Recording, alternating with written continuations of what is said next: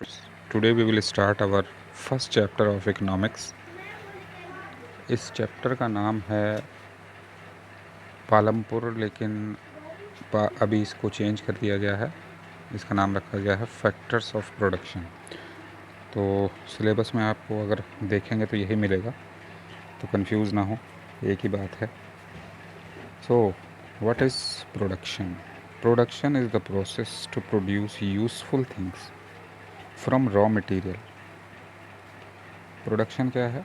Production वो process है जिसमें हम रॉ मटेरियल को यूज़ करके अपने काम की चीज़ें बनाते हैं। अब इसके लिए हमें कौन कौन सी चीज़ों की ज़रूरत पड़ती है?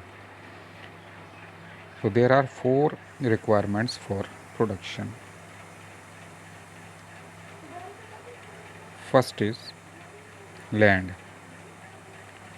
बिना ज़मीन के हम कोई भी सेटअप, फैक्ट्री, चाहे कुछ भी हो, नहीं कर सकते। तो लैंड हमें क्यों चाहिए होती है? लैंड से हमें मिनरल्स मिलते हैं, नेचुरल रिसोर्सेज मिलते हैं, वाटर मिलता है। Second thing is labour. Labour में देखिए लोग होते हैं, ह्यूमंस होते हैं। ह्यूमन स्किल्ड भी हो सकते हैं।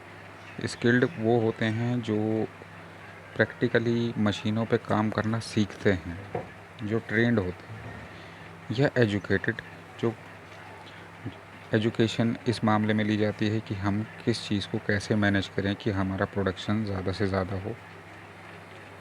तो ये हो गए लेबर। एक चीज़ आती है कैपिटल। कैपिटल का मतलब यहाँ पर पैसा होता है, लेकिन मैं आपको बता दूँ कैपिटल 2 तरह की है। एक फिक्स्ड कैपिटल। फिक्स्ड कैपिटल का मतलब है ऐसी चीज़ें जो हम शुरुआत में ख़रीद लेते हैं और जो बहुत लंबे टाइम तक चलती रहती हैं। इसमें टूल्स हो गए, मशीनरी हो गई, बिल्डिंग, इस तरह की चीज़ें फिक्स्ड कैपिटल हैं। और एक होती है वर्किंग कैपिटल। वर्किंग कैपिटल में जो मनी बिज़नेस में लगाई जाती है वो, और रॉ मटेरियल जो हम कच्चा सामान मंगाते हैं जिससे हम अपना यूज़फुल चीज़ें बनाते हैं। तो यहाँ पर कैपिटल हो गई।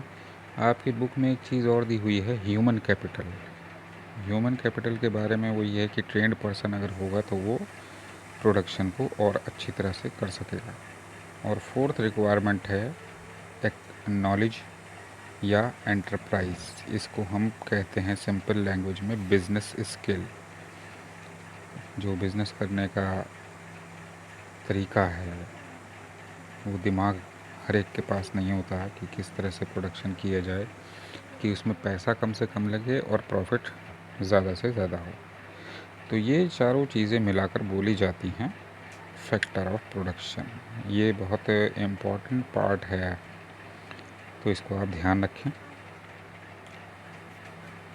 अब हम बात करते हैं विलेज पालमपुर की, जिसकी कहानी आपके फर्स्ट चैप्टर में दी गई है।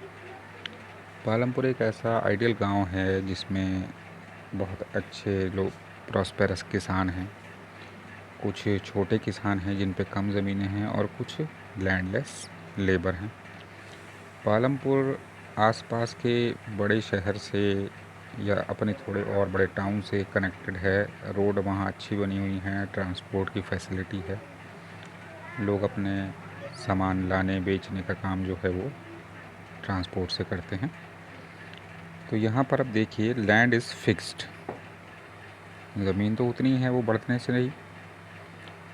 Is there a way one can grow more from the same land? लेकिन क्या ऐसा कोई तरीका है जिससे ज़मीन तो वही रहे लेकिन उस पर जो ग्रोथ है वो बढ़ जाए? तो पालमपुर के जो फार्मर्स हैं वो 3 तरह की फसलें इसमें उगाते हैं। हालांकि इसमें 2 बताई गई हैं, लेकिन जो सीज़न है वो 3 होते हैं। तो यहाँ पर हम बात करेंगे वो जो ये 3 सीज़न वाला जो पार्ट है वो ज्योग्राफी में है, वो भी 10th में है। तो यहाँ पर 2 सीज़न के बारे में बताया गया है, एक खरीफ और एक रबी। तो पालमपुर के फार्मर्स खरीफ उगाते हैं। खरीफ में देखिए ज्वार, बाजरा, इस तरह की फसलें होती हैं। खरीफ का जो सीज़न है वो मानसून के आने पर होता है, और इसके जब ये विंटर की शुरुआत होती है तब इसको फसल को काट लिया जाता है। और दूसरी होती है रबी। रबी जो है वो जाड़ों के मौसम में शुरुआत होती है उसके बोने की, और गर्मियों में उसको काटा जाता है। इसकी जो मेन क्रॉप है वो व्हीट है। तो पालमपुर में किसान रबी और खरीफ की फसलें उगाते हैं। The main reason of these growing in is well developed irrigation system due to tubewell. और फसलें अच्छी होने का जो रीज़न है वो गांव में ट्यूबवेल का होना है, जिससे वाटर मिलता है। पुराने टाइम में आपको पता होगा कि किसान बारिश पर डिपेंड रहते थे।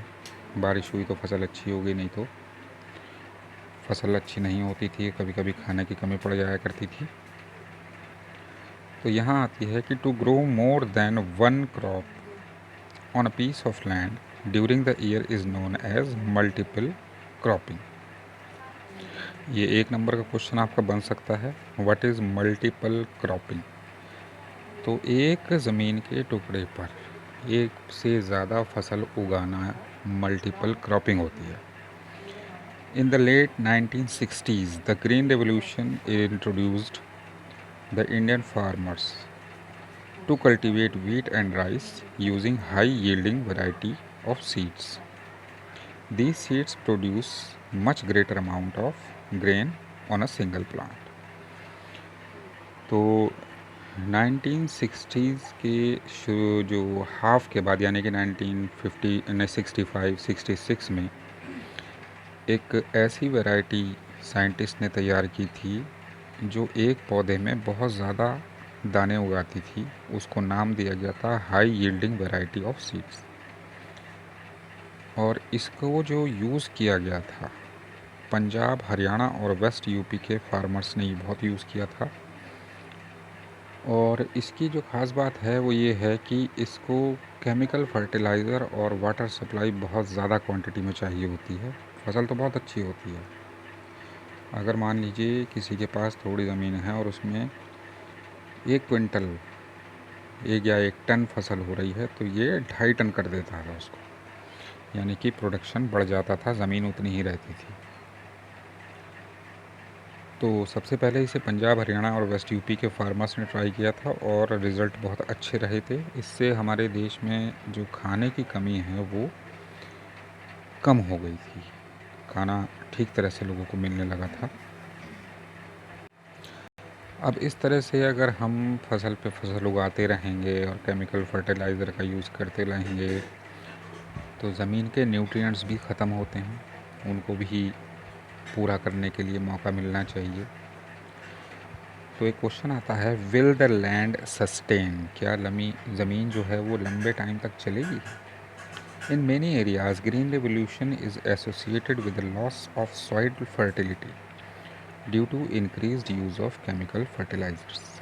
जो मैं बता रहा था आपको कि हाई यील्डिंग वैरायटी ऑफ जो सीड थे उसमें केमिकल फर्टिलाइज़र लगते थे जो कि ज़मीन की फर्टिलिटी को बहुत तेज़ी से कम करते थे। तो इसका क्या सलूशन हो सकता है, देखते हैं आगे। ज़मीन का जो डिस्ट्रीब्यूशन है, पालमपुर गांव की बात चल रही है, जैसे पालमपुर गांव में 450 फैमिलीज़ हैं, तो उसमें से 150 ऐसी हैं जिनके पास ज़मीनें नहीं हैं। 240 फैमिलीज़ ऐसी हैं जिन पे छोटे खेत हैं। 60 फैमिलीज़ ऐसी हैं जिनके पास थोड़े बड़े खेत हैं।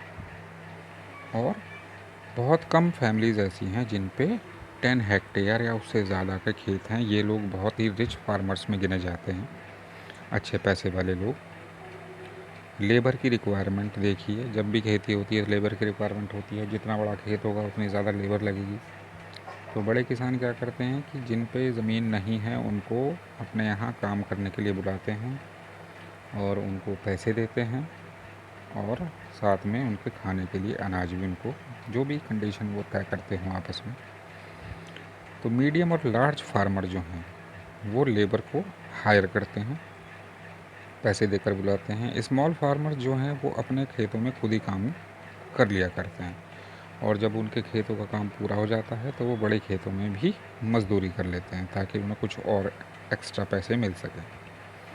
अब आते हैं capital needed in farming. Farming में पैसे की ज़रूरत जो पड़ती है वो कैसे पूरी करते हैं किसान। तो small farmers have to borrow money but medium and large farmers have savings from farm. तो जो छोटे किसान हैं वो उधार लेकर काम चलाते हैं, जबकि मीडियम और बड़े किसान जो हैं उनके पास इतना पैसा होता है कि वो अगली खेती में उसको यूज़ कर सके, उन्हें किसी से लेने की ज़रूरत नहीं पड़ती। अब देखिए cell and surplus.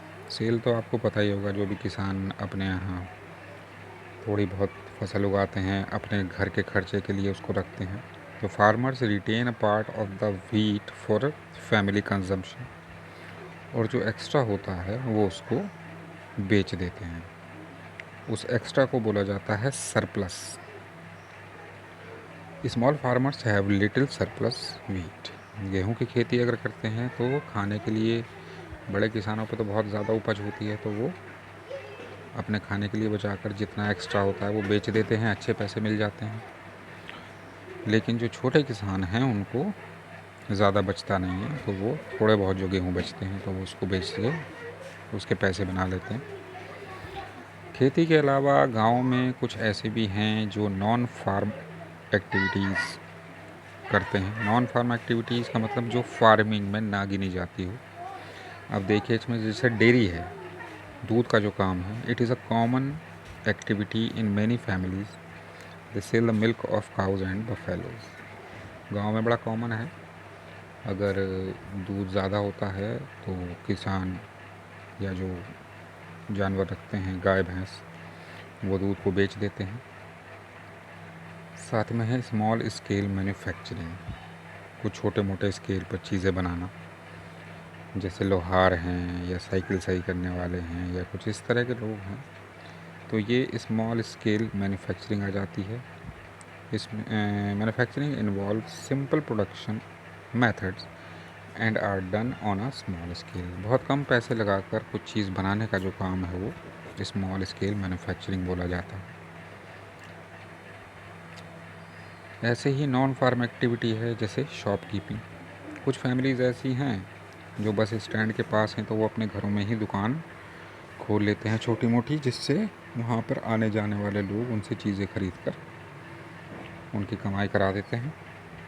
Non farm activity में है ट्रांसपोर्ट। जैसे मैं बता रहा था आपको कि पालमपुर गांव जो है अपने आसपास के एरिया से रोड से कनेक्ट है, तो जो फार्मर चाहे वो दूध ले जाते हों, चाहे गेहूँ बेचने ले जाते हों या अपनी दुकान का सामान लाने के लिए जाते, वो सब ट्रांसपोर्ट का यूज़ करते हैं। तो यहाँ पर जो व्हीकल्स चलते हैं वो jeep, tractor, truck, tonga, rickshaw, bogie, इस तरह का जो ट्रांसपोर्ट सर्विस अवेलेबल है। कुछ लोग ट्रांसपोर्ट का काम करके ही अपने घरों को चलाते हैं। तो ये एक छोटा सा चैप्टर था आपका जो कंप्लीट है। आई होप कोई ज़्यादा दिक्कत नहीं आई होगी समझने में, और अगर कोई परेशानी हो तो आप पूछ सकते हैं मुझसे। Thank you.